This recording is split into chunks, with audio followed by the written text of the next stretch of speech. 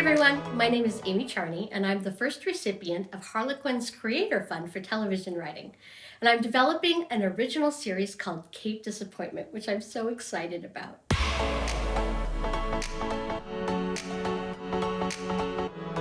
I wish my creative process was less fits and starts and more just easy sailing. I have phenomenal friends that can just sit down and write, and they are machines. They take out their butt glue, they glue their butts to the chair, and they just stick there. Right now, that's not my season in life. I'm still busy with kids, and I'm a teacher, and trying to write is kind of catch as catch can. So learning how to be efficient in the time that I actually had to sit down and write, I wish I was a little bit more of that.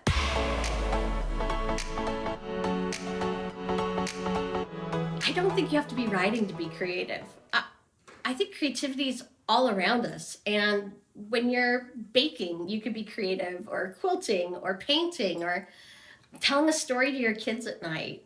I think there's lots of ways to be creative in our life. So even if you're feeling like you can't carve out that chunk of time to write, there are a lot of ways to just keep the ball rolling and keep thinking and keep showing your expression and the artistic side of who you are in other ways.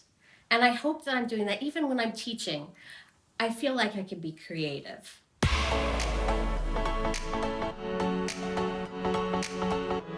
Well, there are a number of things that inspire my writing, but one of the things that I really love are crazy occupations.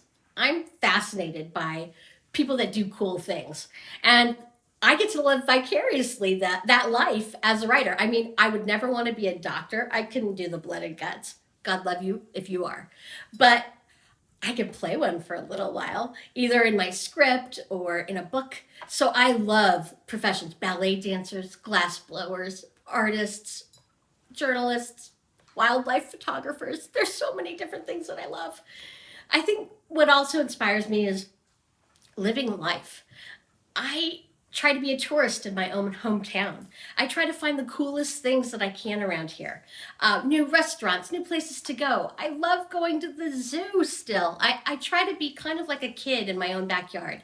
And whether I'm in my hometown or whether I'm traveling, which I do love to travel, and just get experiences from life itself.